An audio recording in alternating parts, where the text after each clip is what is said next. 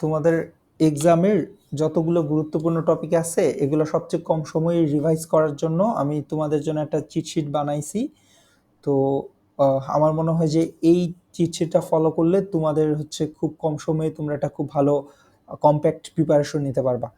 তো দেখো, আমি হচ্ছে প্রতিটা অধ্যায়ের যতগুলা ইম্পর্টেন্ট টপিক আছে যেগুলা থেকে এমসিকিউ, সিকিউ, ক, খ, গ, ঘ কোশ্চিন আসবে সবগুলো আমি এখানে গুছায় একখানে করে দিছি।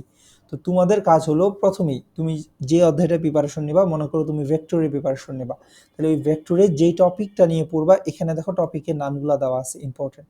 তো মনে করো তুমি আপেক্ষিক বেগ নিয়ে এখন পড়াশোনা শুরু করছো, প্রথমেই তোমার কাজ হবে তুমি তোমার বই বের করে এই আপেক্ষিক বেগ রিলেটেড সূত্রগুলা এবং ওই কনসেপ্টটাকে একটু ভালো মতো বুঝে নেওয়া এবং সূত্রগুলাকে একটু ঠটস্থ বা মুখস্থ করে ফেলা।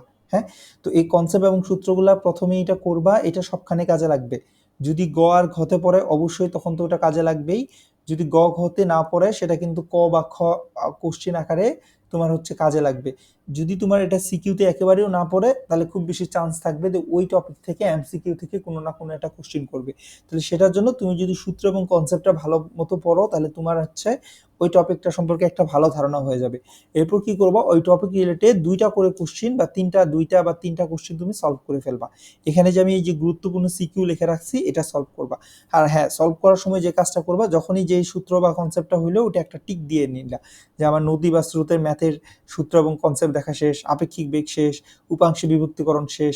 এভাবে করে যখন তুমি দাগায় দাগায় যাবা তখন নিজের একটা কনফিডেন্স ফিল হবে যে হ্যাঁ আমি কতগুলো কমপ্লিট করে ফেলতে পারছি। এরপরে তুমি কি করবা, এরপর হচ্ছে যেটা বললাম যে এই যে সিকিউ গুলা এখান থেকে গুরুত্বপূর্ণ সিকিউ গুলা করে ফেলবা। এভাবে যদি প্রতি অধ্যায়ে সব ইম্পর্টেন্ট টপিক গুলা লিস্ট করা আছে এবং তুমি জাস্ট তোমার টেস্ট পেপার বা তুমি যে বই থেকে গাইড থেকে পড়ছো সেখানে গিয়ে ওই ওই কোশ্চেনটা সলভ করে নিলেই হবে। আমি এখানে একদম লিস্ট করে লিখে দিছি যে কোনগুলা গুরুত্বপূর্ণ টপিক বা কোন মানে কোশ্চেনগুলো সলভ করতে হবে প্রিভিয়াস ইয়ারে। তো এটা করা হয়ে গেলে এটা করতে গিয়ে দেখা যাবে যে তোমার মানে আজকে রাত চলে যাবে। তো এরপরে যদি তুমি সময় পাও নেক্সট দিনে তুমি হচ্ছে প্রথম কাজ হলো তোমার হলো এমসিকিউ, ক আর খ এই তিনটা টপিককে একটু ভালো মতো দেখে নেওয়া। তো এই যখন তুমি প্রথমে সূত্র কনসেপ্ট করছো, গুরুত্বপূর্ণ সিকিউ গুলা করে ফেলছো টপিক ওয়াইজ, এবং এমসিকিউ আর ক খ হচ্ছে একটু প্রিভিয়াস যতগুলা বোর্ডে পড়ছে ওগুলাতে একবার করে তুমি হচ্ছে চোখ বুলাই নিছো, তোমার কিন্তু একটা ভালো প্রিপারেশন হয়ে গেছে এবং এটা হচ্ছে তোমার একটা ভালো কনফিডেন্স দিবে। এরপরে তোমার হাতে যদি সময় থাকে, এবং আমার মনে হয় থাকা উচিত এভাবে পড়লে, তুমি তখন হচ্ছে তখন এগুলাতে এইভাবে দাগায় রাখছো প্রতিটাই। তারপরে এগুলা যখন করে ফেলছে এইভাবে একটু একটু ইয়া দিয়ে দিবা যে হ্যাঁ কমপ্লিট করছি, তাহলে একটা ভালো লাগবে যে হ্যাঁ আমার কমপ্লিট হয়েছে। এরপর তুমি হচ্ছে এমসিকিউ আর কখ করে ফেলছো।